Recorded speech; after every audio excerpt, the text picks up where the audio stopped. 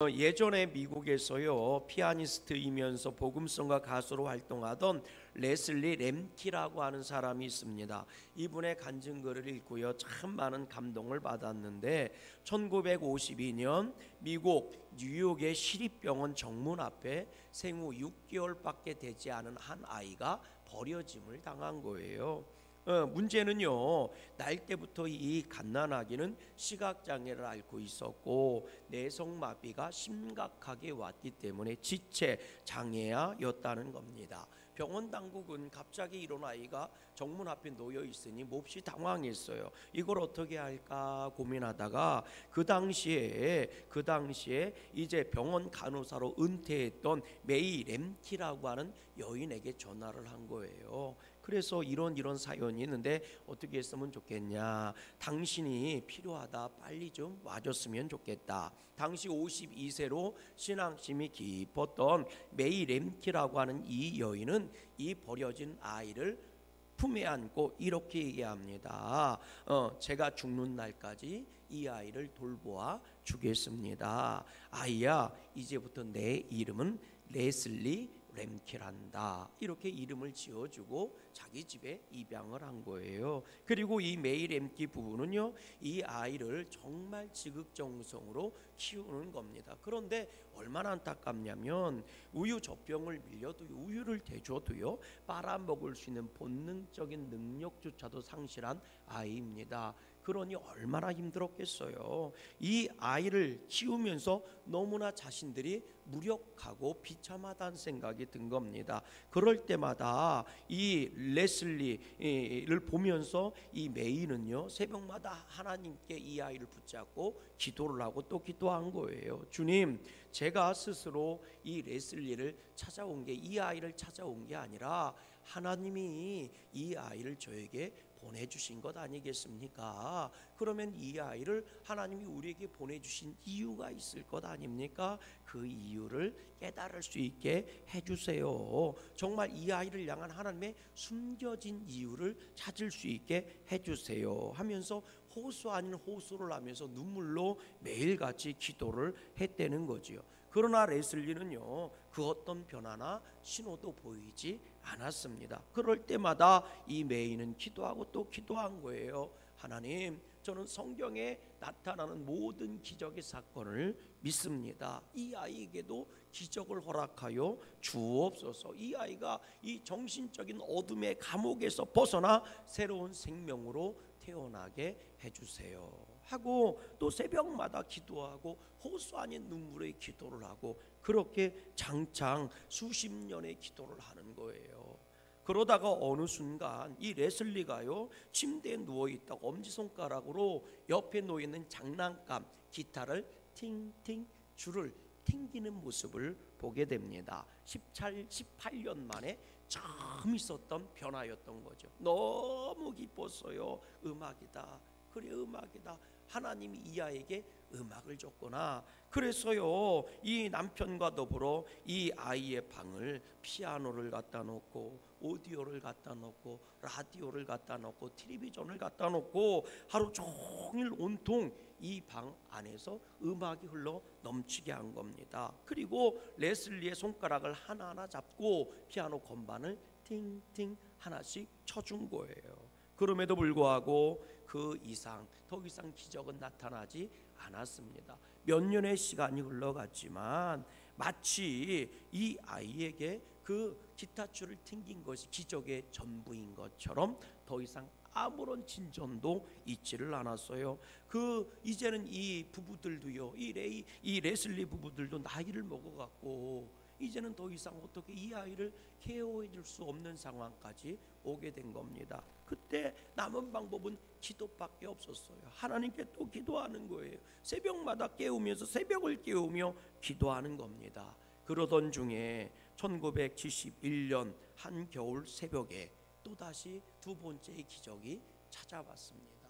그 기적은 고니 가족들이 잠들어 있을 때 어디선가 피아노 소리가 들리는데 그 피아노 소리를 들어보니 차이코프스키의 피아노 협주곡 1번 소리가 들리는 거예요. 깜짝 놀라서 레슬레가 순간적으로 무엇에 올린 것처럼 이 이 어머니가요 달려든 거죠. 레슬리의 방을 가본 거예요. 그랬더니 이 아이가 피아노를 미소를 띠면서 치고 있더라는 겁니다. 그 앞에 하나님 감사합니다. 레슬리 잊지 않았군요. 무너질 수밖에 없었죠. 이 사건이 미국을 시끄럽게 한 겁니다. 그래서 유명한 뉴욕 텔레비전에 이 아이가 이제는 성인이 된 거죠. 등장을 한 겁니다. 레슬리의 모습이 TV에 소개된 거예요. 수많은 사람들이 감동을 받은 거죠. 그때 TV와의 인터뷰에서 레슬리가 이렇게 대답을 합니다. 저는 똑똑히 기억하고 있습니다. 새벽마다 울리던 어머니의 기도와 저를 위해 부르던 찬양의 소리를 저는 똑똑히 기억합니다. 새벽을 깨우는 어머니의 소리가 저의 몸을 깨어나게 해주었고, 그리고 오늘의 내가 존재하게 했습니다. 어머니 감사합니다. 그리고 하나님을 찬양합니다. 그리고 피아니스트와 복음성가 가수로 활동을 했다는 거예요. 여러분 놀랍지 않습니까? 저는요 이걸 읽으면서 감동받은 게, 물론 태어날 때부터 뇌성마비에다가 앞이 보이지 않는 시각장애인의 삶을 살았음에도 불구하고 믿음의 치료를 받고 하나님의 기적을 경험한 이 레슬리, 21년 동안 하루도 빼놓지 않고 이 소망했던 이 레슬리가 기적처럼 이 삶에 감동을 준 것도 참 감동이 있었지만, 제가 정말 도전을 받은 건 그게 아니었거든요. 그 긴 시간 동안 이 아이를 품에 안고 새벽마다 기도하며 그리고 찬양하며 눈물로 헌신했던 그 메이 램키, 그 어머니의 신앙이 정말 부럽더라고요. 그걸 보고 저는 정말 깜짝 놀랐어요. 장장 21년입니다. 그리고 장장 30여 년이에요. 그 시간 동안요 하루도 빼놓지 않고 새벽마다 이 아이를 끌어안고 일절 변화도 없는 이 아이를 끌어안고 장장 그 수십 년의 시간을 끌어안았던 그 어머니의 눈물의 기도, 저는 정말 도전을 받고 감동이 오더라고요. 그것만으로도 이미 기적은 충분히 일어난 것입니다. 여러분, 새벽을 깨우는 그녀의 찬양이 레슬리와 하여금 기적의 주인공이 되게 한 겁니다. 저는요 이것이 신앙의 진수이고 기독교의 능력이라고 저는 믿습니다. 예수 믿는 사람들에게는 이런 능력이 주어졌다고 저는 믿어요. 그래서 저는 2025년 새해 여러분들이 주님의 이름을 붙잡고 그렇게 기도하는 시간을 가졌으면 좋겠어요. 세상의 폭풍우만 바라보고 슬프고 힘들고 어렵다라고만 외치지 말고, 세상이 힘들어요, 요즘 다 그렇죠, 요즘 안 힘든 사람이 어디 있어요, 이런 말만 하지 말고 제발 기독교의 능력을 좀 믿어달라는 거예요. 예수님이 가지고 계신 계시의 기적의 능력을 좀 믿으라는 얘기입니다. 그리고 그분께 매달리고 의지하고 믿음의 기적을 좀 경험해서 그 기적이 간증이 되고 그 능력이 내 삶의 축복이 되었으면 좋겠습니다. 여러분, 오늘 본문에 등장하는 것이 다윗의 시입니다. 다윗이 쓴 유명한 시거든요. 지금 이 시의 배경이 뭔지 아십니까? 사울이 다윗을 죽이려고 쫓아다니는 거예요. 혼자 쫓아다닌 게 아닙니다. 3,000명의 정규군을 데리고 다윗을 쫓아다니는 거예요. 그리고 다윗이 있을 법한 그곳을 꽁꽁 에워싸고 포위해버린 거예요. 그러니 이제 다윗에게 다가온 건 죽음밖에 없는 겁니다. 다윗이 너무 힘들고 두렵고 떨리는 시간이었던 거예요. 그렇게 밤새도록 근심하며 염려하며 두려움에 떨던 그 다윗이 그 새벽에 일어나 하나님께 찬양을 하는 겁니다. 어둠의 환경에 끌려다니지 않고 그 어둠의 변화를 온전히 붙잡고요, 승리의 밑거름으로 만들기 시작한 거지요. 여러분, 기독교가 그런 곳입니다. 환경에 지배를 당하는 곳이 아니라 환경을 변화시키는 게 그게 교회예요. 옆 사람 인사하십시다. 하나님은 나에게 변화시킬 수 있는 능력을 주셨다. 여러분, 인생이 때로는 피곤하고 어려울 때가 참 많아요. 아니요, 지금 우리 대한민국도 어둠 속이고요, 그 속에서 어둠 속에 살고 있는 국민들의 삶도 피폐해져 있고요, 마음도 피폐하고 환경도 피폐하고, 여러분 정말 여기저기 한숨만 푹푹 나오지 않습니까? 그런데 여러분, 이럴 때일수록 우리 기독교인들, 크리스찬들, 성도들은요 정말 믿음의 능력을 보여줘야 돼요. 오죽하면 예수님께서요 거친 풍랑을 잠잠케 하시는 능력을 보여주셨겠습니까? 죽지 않는다. 거친 풍랑에 몰아쳐 와도 죽지 않아, 죽지 않아. 누가 있어요? 내가 있지 않냐, 내가 있지 않냐. 심지어 제자들조차도요, 그 엄청난 환난과 핍박에 몰아쳐 왔잖아요. 그래도 끈질기게 예수님의 생명을 붙잡고 승리하게 된 줄로 믿습니다. 그 예수님께서 우리에게 말씀하시는 거예요. 너희는 세상의 빛이다. 너희는 세상의 소금이다. 이 말을 뒤집어 얘기하면 뭔지 아세요? 세상은 어둠 투성이야. 세상은 썩은 것 투성이야. 세상은 절망과 사망 투성이야. 그런데 너희는 그 속에 빛이야. 너희가 빛이야. 너희가 소금이야. 그 얘기는요, 우리에게 빛의 능력을 주셨다는 거예요. 우리에게 소금의 능력을 주셨다는 거예요. 아무리 어두워도 어둠을 밝힐 수 있는 빛의 능력을 주셨다는 얘기고, 아무리 썩어 문드러져도 그 속에서 생명을 지킬 수 있는 정결함과 깨끗함을 주셨다는 겁니다. 그게 오늘 성도들이 가지고 있는 힘이고 능력인 거예요. 그러니 다윗은 오늘 소리 높여 노래하는 겁니다. 내 영광아 깰지어다, 비타야 수금아 깰지어다, 내가 새벽을 깨우리로다. 이렇게 선언하고 있는 겁니다. 목사님, 그러면 새벽을 깨운다는 말이 무슨 말입니까? 새벽기도 나오라는 말입니까? 맞아요, 새벽기도 나오라는 얘기예요. 목사님, 그러면 새벽 일찍 일어나 열심히 일하라는 얘기입니까? 맞아요, 새벽에 일찍 일어나 열심히 수고하고 땀 흘리라는 얘기예요. 그게 새벽을 깨우는 거죠. 혹시 목사님, 새벽기도 그러니까 나오라고 우리 지금 잔소리 좀 하고 있는 거죠? 맞아요, 잔소리 하는 거예요. 아멘. 아무도 안 하는 거 봐, 혼나는 줄 알고. 여러분, 당연히 예수님 믿는 사람이라면 새벽기도도 하고 부르짖어 기도도 하고 찬양도 하고 예배도 드리고 성실히 살고 열심히 살고 복되게 살고 착하게 살고 은혜롭게 살고. 왜 아멘을 안 해요? 그럼 예수님 믿는 사람은 기도도 하지 말고, 예수님 믿는 사람들은 열심히 살지도 말고 그냥 너나 너 하고 놀아, 그냥 놀아. 그래 복 받겠네 뭘. 이거보단 낫잖아. 그럼 목사가 여기서 예수 믿는 사람은 기도도 하지 마세요, 예배도 하지 마세요, 이런 말보다는 아멘 좀 세게 해요. 예수 믿는 사람이 당연히 기도해야지, 예배 드려야죠, 열심히 살아야죠. 아멘이십니까? 그러나 단순히 그것을 위해서 새벽을 깨우라 이런 말씀을 주시는 건 아닙니다. 여러분, 새벽을 깨운다는 말이 무슨 얘기인 줄 아십니까? 우리 마가복음 1장 35절에 보면요, 예수님께서 기도하는 장면이 나와요. 우리 같이 한번 읽어볼래요? 1장 35절 말씀 시작. 새벽 아직도 밝기 전에 누가 예수께서 일어나 나가 한적한 곳으로 가서 거기서 뭐 했대요? 기도하시더니. 언제 기도했대? 새벽에. 아직 해가 뜨기 전에 예수님께서 한적한 곳에 가셔서 뭐 하셨대요? 기도하셨대. 그거야 예수님이니까 그렇죠? 아니요, 그 얘기가 아닙니다. 예수님이 새벽에 나가서 기도하실 때, 그럼 예수님은 기도하실 만하니까 기도하셨냐? 여러분, 아닙니다. 그 앞에 바로 직전에 보면 이런 말씀이 나와요. 마가복음 1장 32절 말씀부터 한번 읽어볼게요. 시작. 저물어 뭐 할 때에? 해질 때에, 깜깜해질 때에 모든 병자와 귀신 들린 자를 예수께 데려오니. 그 다음 절이요, 온 동네가 그 문 앞에 모였더라. 그 다음 절이요, 예수께서 각종 병이 든 많은 사람을 고치시며 많은 귀신을 내쫓으시되 귀신이 자기를 알므로 그 말하는 것을 허락하지 아니하신지라. 그리고 나서 그 다음 절이 새벽에 예수님이 일찍 일어나, 해가 뜨기 전에 새벽에 일찍 일어나 가서 먼 곳에, 한적한 곳에 가셔서 하나님 아버지께 기도했다, 이 내용이 나옵니다. 그러니까 예수님이 새벽에 일찍 일어나기 전날 무슨 일이 있었다는 겁니까? 해질 때, 저녁 때 많은 병자와 많은 귀신 들린 사람과 온 마을 사람들이 다 예수님이 머무는 집 앞으로 쫓아왔다는 거예요.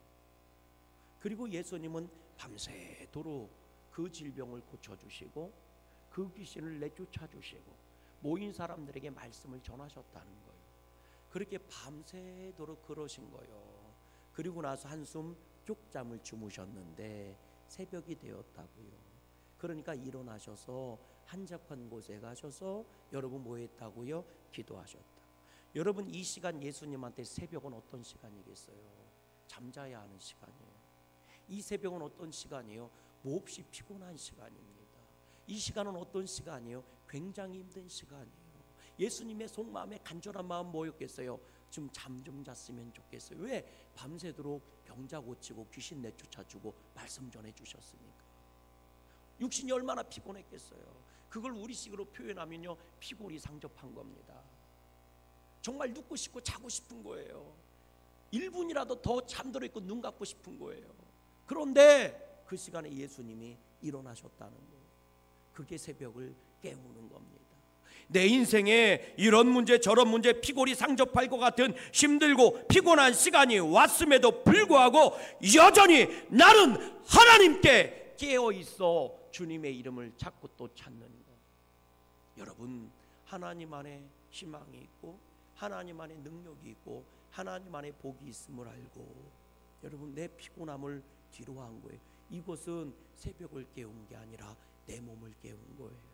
이것은 내 잠을 깨우고 내 영을 깨운 겁니다. 단순히 잠을 깨운 게 아니라 내 심령을 깨워서 하나님께 나아온 거예요. 여러분, 다윗이 그런 겁니다. 지금 다윗이 새벽을 내가 노래하리로다 비파야 수금아 깰지어다 내가 새벽을 깨우리로다. 이 말씀은 여러분 단순히 새벽에 기도한다는 내용이 아닙니다. 지금 다윗은 밤새도록 두려움으로 밤새도록 목숨의 위협 앞에 근심으로 밤을 새운 거예요. 얼마나 피곤하고 힘들었겠습니까? 그때 다윗이 소리를 높인 거예요. 나는 마음을 확정했다. 나는 두려움과 절망이 사로잡히지 않고 이 시간에 이 절망을 깨트리고 이 염려를 깨트리고 나는 하나님의 이름을 부를 것이다. 새벽을 깨울 것이다. 그 새벽은 다윗에게 기쁨의 시간이 아니었습니다. 이제 날이 밝으면 자기는 죽는 거예요. 3,000명의 군사가 자기를 포위하고 지금 쫓아오고 목을 조여오고 있는 거예요. 날이 밝으면 기쁨과 행복한 시간이 열리는 게 아니라 기대와 소망의 시간이 아니라 사실 이 새벽은 다윗에게 죽음의 위기고 두려움의 시간이고 잠을 못 자게 하는 염려의 시간입니다. 여러분, 오늘 본문 4절 말씀 한번 읽어보세요. 뭐라고 되어 있나? 4절입니다. 같이 시작. 내 영혼이 어디 가운데? 사자들 가운데 살며 내가 누구들 중에 불사르는 자 중에 누웠으니 곧 사람의 아들들 중에라. 그들의 이는 창과 화살이요 그들의 여는 날카로운 칼 같도다. 이게 다윗의 상황이에요. 내 지금 상황이 어떤 상황인 줄 아십니까? 사자울이 한가운데 누워있는 상황입니다. 내 상황이 어떤 상황인 줄 아십니까? 나를 불태워 죽여버리는 자들, 그들 중에 내가 누워있는 것입니다. 지금 그들이 하는 말은, 그들의 손에는, 그들의 말에는 창과 칼과 나를 향한 날카로운 화살이 들려 있습니다. 이게 어느 순간 나에게 날라올지 모릅니다. 그래서 다윗이 이렇게 얘기하는 거예요. 읽어보세요. 우리 6절 말씀 읽어보세요. 6절입니다. 같이 읽어봐요. 시작. 그들이 내 걸음을 막으려고 그물을 준비하였으니 내 영혼이 뭐하도다. 지금 이 새벽은 소망의 새벽이 아니에요. 먼동을 기다리는 새벽이 아닙니다. 억울한 새벽인 거예요. 내가 뭘 잘못했길래 사울이 나를 죽이려고 쫓아오냐? 내가 뭔 실수를 하고 뭔 죄를 졌길래 지금 이런 상황이 나한테 벌어지는 거냐? 대체 내가 뭔 잘못을 했길래? 여러분, 오늘 우리 대한민국을 살아가는 국민들의 마음이 이렇지 않습니까? 내가 뭘 잘못을 했길래 사업이 이렇게 힘드냐? 내가 뭔 잘못을 했길래 장사가 이렇게 안 되냐? 내가 뭔 잘못을 했길래 자식들이 이렇게 힘들어하냐? 여러분, 이 새벽이 소망의 새벽이었으면 좋겠고, 이 새벽이 먼동을 기다리는 아침 햇살, 따뜻한 아침 햇살을 기다리는 새벽이었으면 좋겠지만 다윗은 그게 아니에요. 해가 뜨면 죽어요. 해가 뜨면 창칼이 날라오기 시작하는 겁니다. 다윗에게 이 새벽은요, 어둠이고 절망이고 추위고 외로움입니다. 그때 다윗이 고백하는 거예요. 내 마음이 확정되고 확정되었으니 내가 노래하고 내가 찬송하리이다. 이 새벽을 깨운다는 얘기는 이 두려움과 이 절망과 염려의 새벽을 깨부셔버리겠다는 뜻인 겁니다. 깨부셔버리겠다. 그리고 나는 나의 영원한 빛이 되시는, 생명이 되시는 하나님을 찬양하고 하나님만 바라보겠다는 겁니다. 여러분, 사실 새벽이라는 것이 무엇입니까? 은혜의 시간입니까? 축복의 시간입니까? 여러분 옆 사람한테 물어보세요. 새벽이 은혜의 시간입니까? 축복의 시간입니까? 그러면 새벽에 여러분을 깨우면 할렐루야 하고 일어나야지. 근데 여러분 새벽에요, 여러분 깨우면 왜 자야 돼 이렇게 누워버리잖아요. 여러분 새벽이 정말 소망의 시간인가요? 새벽이 정말 나한테 은혜의 시간인가요? 그렇게 되기를 주의 이름으로 소망합니다. 그러나 사실 새벽은 추운 날입니다. 태양이 떠오르기 전 가장 어두운 시간이 새벽입니다. 가장 어두운 시간이 새벽이에요. 오늘날도요, 요즘도 똑같지 않아요? 가장 추운 때가 언제예요? 새벽입니다. 새벽이 기온이 제일 낮아요. 제일 추울 때예요. 새벽이란 시간은 오히려 춥고 아직은 인생이 배고픈 시간입니다. 그러나 그 새벽을 깨우는 자에게는 더 이상 새벽은 춥고 외로운 시간이 아닙니다. 절망과 슬픔의 시간이 아닙니다. 고통의 시간이 아니에요. 왜냐하면 그 새벽에 하나님의 은총을 먹고 하나님의 위로와 새 힘을 얻는 시간이 되기 때문입니다. 군대에 있었던 일인데요, 제가 군대에 있을 때 군종 직분을 감당했었거든요. 대대군종이었는데 제가 근무했던 곳은 이쪽은 동부전선이고 중서부전선이라서 한탄강 유역이었어요. 철책 지켰거든요. 우리도 저기 철책 지키는 사단이잖아요. 철책 지키는 게, 군대에서 철책 지키고 은혜를 받았더니 여기 와서 목회를 하고 있네 제가. 근데요, 그 철책 지키는 부대였는데 저희가 들어간 게 겨울이었습니다. 겨울이었어요. 철책 근무 쓰는 게요, 여러분 잘 아시는지 모르겠지만 밤중에 근무 쓰고요, 그리고 낮에는 자야 돼요. 이게 밤낮이 바뀝니다. 그러니까 무지하게 피곤합니다. 더군다나 저희가 겨울에 들어갔는데 여기만 추운 게 아니요, 거기도 엄청 추워요. 북한에서 칼바람 들어오는데요, 평지를 뚫고 칼바람 오면요 감당이 안 되게 추워요. 유독 추웠던 그날이었습니다. 제가 이제 군중병이니까 대대를 쭉 이렇게 돌아다니면서 잠도 자고 야초도 들고 초코파이 나눠주고 커피 나눠주고 그렇게 하고 다니거든요. 그런데 한 이등병 기독교 형제가 몰래 슬쩍 저를 찾아와서 상담을 했어요. 저희 중대는 아니었는데, 소대는 아니었는데 다른 중대였는데 그 이등병 기독교 형제였습니다. 근데 저한테 그러더라고요. 이군종, 엊그저께 새벽에 나 정말 탈영할 뻔했어요. 그래서 뭔 말이요? 이랬더니 새벽에 이 근무를 서는데 너무 그날따라 추운 날이에요. 너무 추워서 얼어 죽을 것 같더래요. 그러면서 집에서 누리던 이불도 생각이 나고 먹었던 호빵도 생각이 나고, 북한에서는 넘어와라 여기는 따뜻하다 뭐 이런 방송을 해대고 있고, 그러니 정말 눈물이 막 저절로 났대요.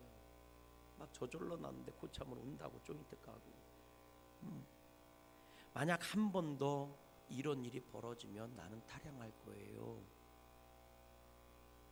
이렇게 얘기하더라고요.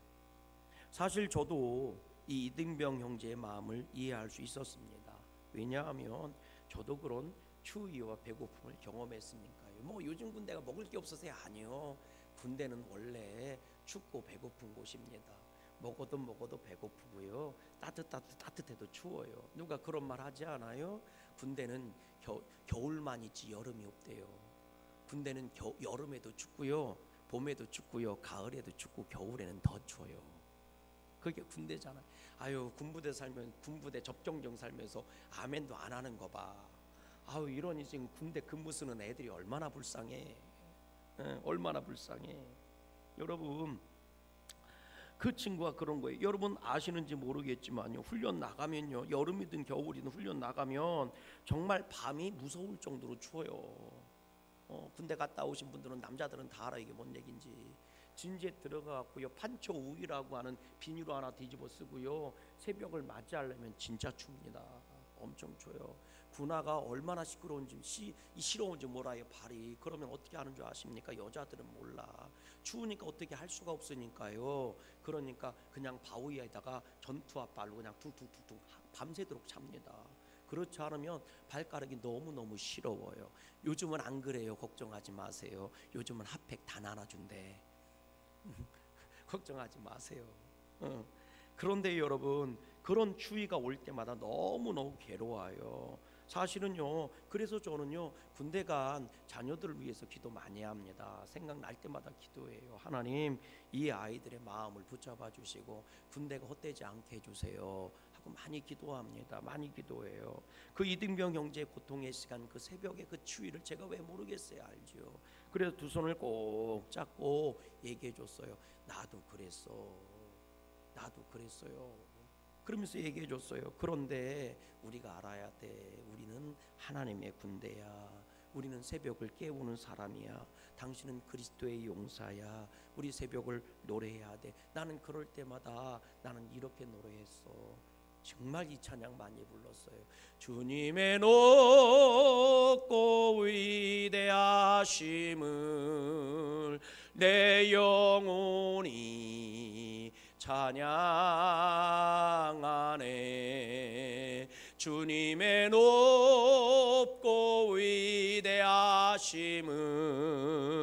내 영혼이 찬양하네. 주님의 높고 위대하심. 그러면서 손 꼭 잡고 이 찬양을 불러줬어요. 그러면서 아이고, 이 찬양 불러. 그러면 이길 수 있어. 눈물을 뚝뚝 흘리더라고. 그 친구 얼마나 우는지. 그 친구 붙잡고 제가 해준 말은 딱 이것밖에 없어요. 주님의 높고 위대하심을 내 영혼이 찬양하네. 내 영혼이 찬양하네. 여러분, 그 형제가 군생활 승리하게 된 줄로 믿습니다. 그렇게 그 겨울 내고요, 일병 달고 상병 달고. 그래서 내가 물어봤어요. 왜 탈영하고 싶어? 그랬더니 아이, 별소리 다 해요. 여러분, 그렇게 승리했어요. 여러분, 새벽이라는 게 희망의 시간이다? 노, 아니더라고. 새벽이라는 게 소망의 시간이다? 노, 아니에요. 인생의 새벽의 시간은 추위의 시간이고 외로움의 시간이고 두려움의 시간입니다. 오히려 해가 뜨는 게 두려워져요. 내가 잠에서 깨는 게 두려워져요. 하루하루 지나가는 게 두려워요. 눈을 안 떴으면 좋겠어요. 그때 다윗은 고백하는 겁니다. 비파야 수구마 깰지어다. 내 영광아 깰지어다. 내가 새벽을 깨우리로다는 것은 제가 볼 땐 그래요. 이 새벽을 깨트려 버릴 것이다. 이 추위의 새벽을 깨트려 버리고, 이 어둠의 시간을 깨트려 버리고, 절망의 시간을 깨트려 버리고, 나는 이 새벽에 하나님을 노래할 것이다. 비파야 수구마 깰지어다. 나와 함께 노래하자. 주님의 높고 위대하심을 찬양하자. 2025년도 여러분, 이런 추위와 외로움과 그리고 절망이라는 시간이 다가오셨습니까? 기도하십시오. 주님의 능력으로 깨트리세요. 산산이 조각내세요. 여러분들은 하나님이 주신 능력으로 능히 승리할 수 있습니다. 믿음으로 한번 해보세요. 다윗은 그렇게 승리자가 되어 새벽을 깨트려 버리고 승리자가 되어 하나님을 깨우는 믿음으로 이스라엘의 왕이 되었고 승전가의 주인공이 되었습니다. 오늘 이 시편의 고백이 저와 여러분들의 고백이 될 수 있기를 주님의 이름으로 간절히 소망합니다. 우리